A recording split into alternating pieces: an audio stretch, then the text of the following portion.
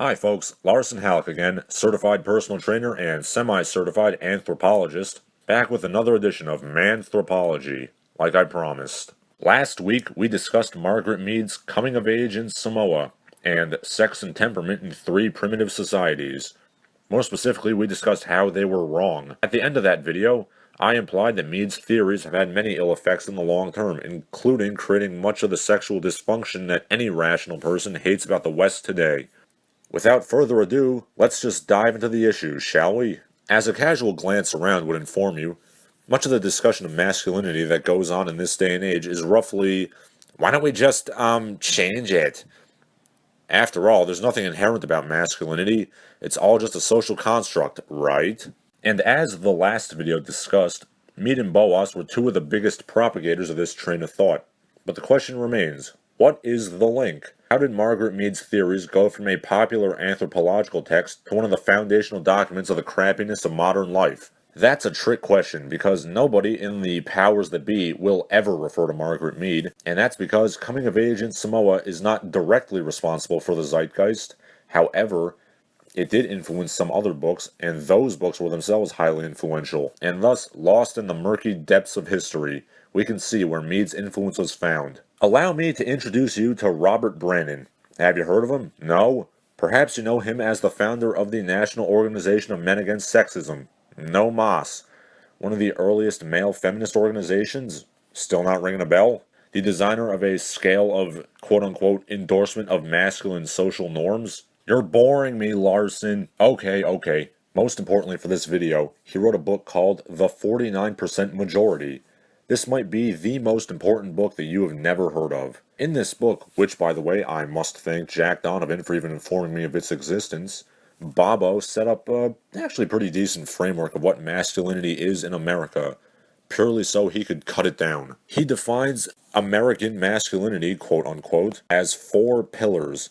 1. Give 'em hell, an aura of being a man of action and bravery. 2.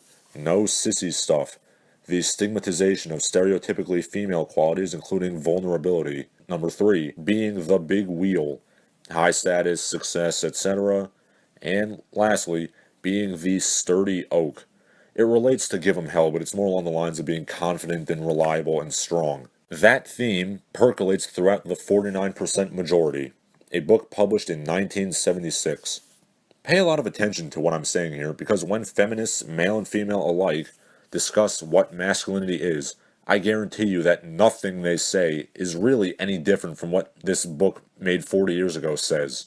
I'm serious. Pause the video right now, get this book. It's not a book that's genuinely good, but I believe in keeping your friends close and your enemies closer, as they say, and a part of that is knowing how the enemy thinks. Once you have this book, you will have literally every feminist argument against masculinity there is. In the book, Brannon discusses the concept of social roles, a pattern of behavior in a given situation that an individual is expected and encouraged or trained to perform. While I would never say that there are no social roles, he implies that the concept of masculinity is a mere social role of Western society. We here at Manthropology already know that far from being merely an American construct, these 4 things are largely universal throughout men in all cultures. I could cite the work of UC Santa Barbara anthropologist Donald Brown and his book Human Universals on how definitions of masculinity are almost identical in all cultures, but rather than doing that, I'm just going to ask you, is there a single culture on Earth where men are encouraged to be weak, cowardly, stupid, lazy, and unreliable? I'll wait while you find me an example of that.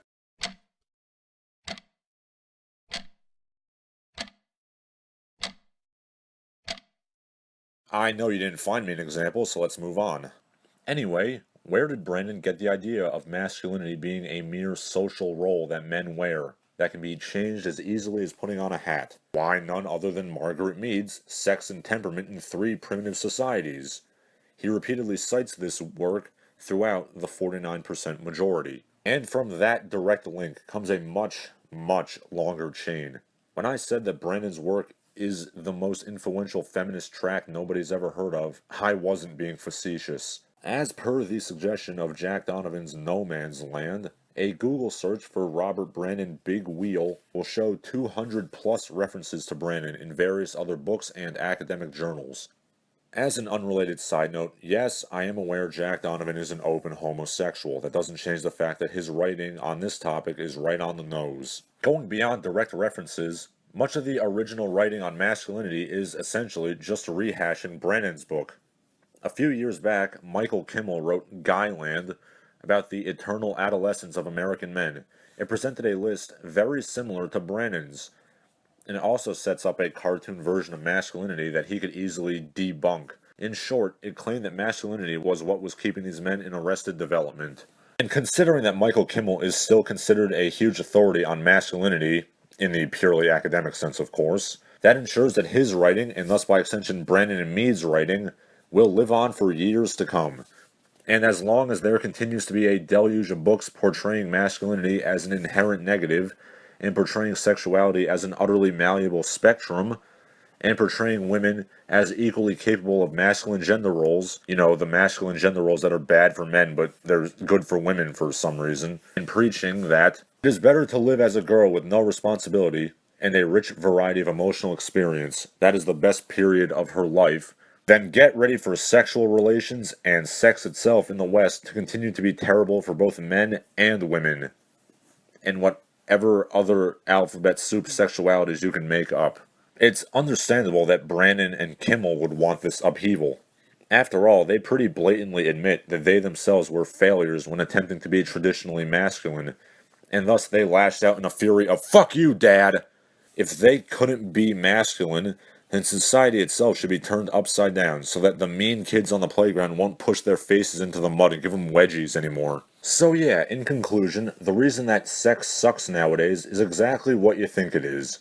A group of effeminate men and headstrong women nursing severe resentment and ressentiment towards their fathers pushed their ideas of how the world should be, which validated the theories and resentments of other sexually dysfunctional individuals.